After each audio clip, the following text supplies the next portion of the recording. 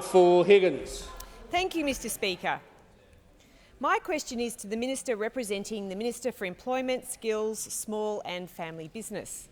Will the Minister please update the House on how the Morrison Government's measures to support small businesses and apprentices are ensuring Australia has the skilled workforce it needs to drive our economy's comeback from the COVID-19 recession?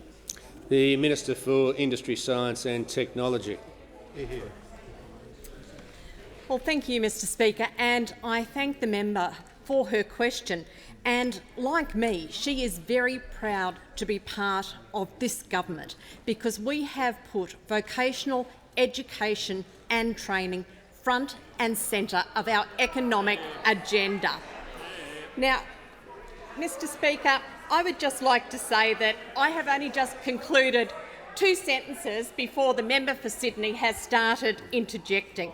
And I've always found it fascinating every time she pops her head up on vocational education and training, because the member for Sydney was part of the cabinet that actually delivered 9 successive cuts to vocational education and training.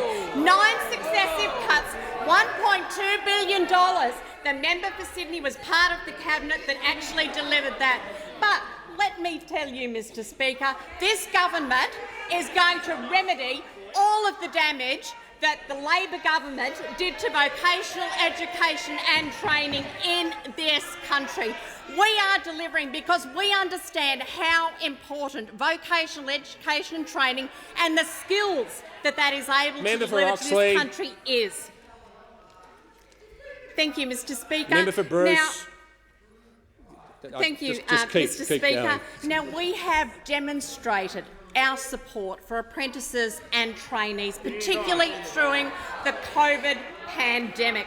Now, we've done this through our Supporting Apprentices and Trainees Wage Subsidy. Now, that began in April of this year and it will continue through to March of next year, Mr Speaker, and I am really pleased to report to the House that as of last week, this measure alone has assisted more than 56,000 businesses, and 98% of those are small businesses, and we've helped them retain 103,000 apprentices and trainees. Now, this includes 20,000 brickies, 15,000 electricians, 10,000 plumbers, 5,000 hairdressers and 8,000 automotive mechanics and automotive electricians. Now, that is the result that we are looking for out of the money that we have spent on vocational education and training.